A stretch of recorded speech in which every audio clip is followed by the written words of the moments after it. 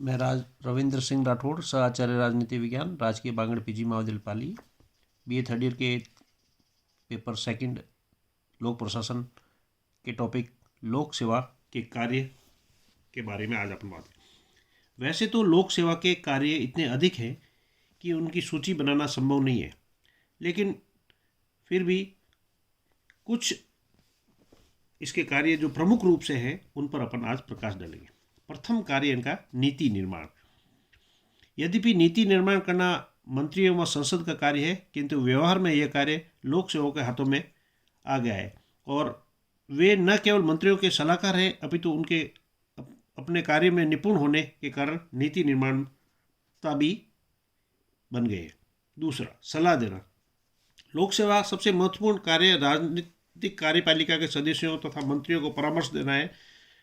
मंत्रियों को समय समय पर सलाह देना उत्तरदायित्व लोक सेवकों का ही है।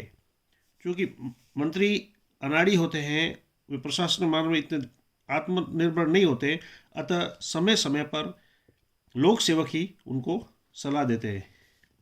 तृतीय, नीति को कार्यान्वित करना।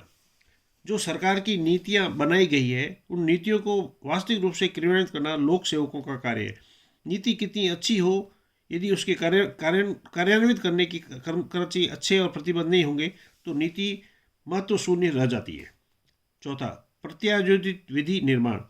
आधुनिक काल में लोक सेवकों को प्रत्यायोजित विधि निर्माण डेलीगेटेड लेजिस्लेशन का कार्य भी करना पड़ता है।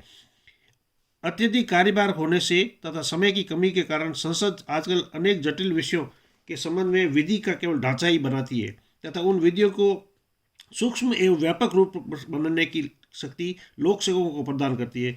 प्रदत्त व्यवस्थापन के अंतर्गत बनने वाले समस्त नियम, उपनियम व निर्माण प्रशासनिक अधिकारी ही करते हैं। कानूनों का प्रावधान प्रशासनिक सचिवों द्वारा ही बनाया जाता है और उनके बताए तर्कों के आधार पर ही मंत्रीगण संसद में विधेयक का संचालन करते हैं। पांचवा है अर्ध न्यायिक कार्य। आजकल लोक सेवकों को अर्ध न्यायिक प्रकृति के कार्य भी करने पड़ते हैं।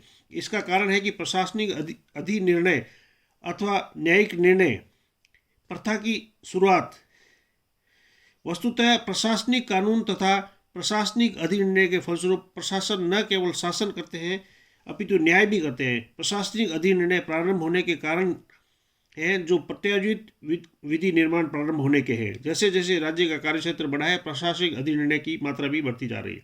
6th पॉइंट है विकास एवं परिवर्तन के अभिकरण के रूप में लोक सेवक परिवर्तन की उठोरोक मानी जाती है। विकासशील देशों में वे प्राय नीचे के स्तर से उठे सर्वाधिक शिक्षित और अच्छी योग्यता वाले व्यक्तियों का समूह होती है। उनसे ये अपेक्षा किया जाना स्वाभाविक है कि वे आर्थिक विकास में एक नए प्रकार के प्रशासन तंत्र को विकसित करें। 7th है नियोजन करना। विकासशील देशों में नियोजन की बड़ी भारी आवश्यकता होती है, क्योंकि इसके बिना देश प्रगति के मार्ग पर अग्रसर नहीं हो सकते। मंत्री जनता के प्रतिनिधि होते हैं, उन्हें जन आकांक्षाओं की पूर्ति करना होती है। इस हेतु लोक सेवकों को मंत्रियों के निर्देशों के अनुसार ही देश के विकास के लिए अच्छी से अच्छी योजना बनानी होती है और उसे क्रियान्वित करना होता है। उत्पादन बढ़ना। आजकल प्रगतिशील देशों में प्रशासन का मुख्य लक्ष्य उत्पादन बढ़ाना है, ताकि अपनी बढ़ती हुई जनसंख्या का गुजारा ठीक तरह से किया जा सके और विदेशों से अन्न न मंगाना पड़े। 9th, सार्वजनिक सेवाओं को निष्ठापूर्वक संपन्न करना। वर्तमान युग में बदली हुई परिस्थितियों में सामाजिक सेवा के आदर्शों का क्षेत्र और अधिक व्यापक दिया गया है। लोक सेवकों का यह परम कर्तव्य है कि उनके कल्याण के लिए प्रशासन का पूर्ण निष्ठा के साथ संचालन करें। आजकल के युग में राज्य कल्याणकारी बन गए हैं, इसलिए सर जोशिया स्टाफ ने ठीक ही कहा है कि लोक सेवकों को नए समाज की रचना मूल स्रोत होना चाहिए और प्रत्येक स्तर पर सलाह एवं उन्नति की बात करनी चाहिए। 10वां एवं अंतिम पॉइंट है लोक सेवक के रूप में। लोकतंत्र में लोक सेवक शब्द केवल अप्रत्यक्ष सेवा करने का लाभ नहीं है। राजनीतिज्ञों के आदर्शों के अनुपालन मात्र में ही एक सच्चे लोक सेवक का चित्र नहीं उभरता। विकासशील जनतंत्र उनसे यह अपेक्षा करता है कि लोक सेवाएं अपनी भूमिका निभाने के लिए जन साधारण के तारतम्य स्थापित करें। ये प्रतिनिधि सेवाएं बन सके, जनसाधारण को सरकारी नीतियां समझा सके, उनका सहयोग प्राप्त कर सके और उन्हें प्रशिक्षित कर सरकार के साथ नए समाज की संरचना में भागीदार बना सके।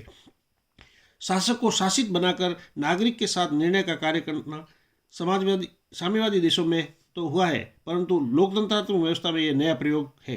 भारतीय लोक सेवाएं यदि इस कार्य के लिए अपने ही नहीं डाल सकी तो उसकी अन्य भूमिका भी अपूर्ण रह जाएगी। धन्यवाद।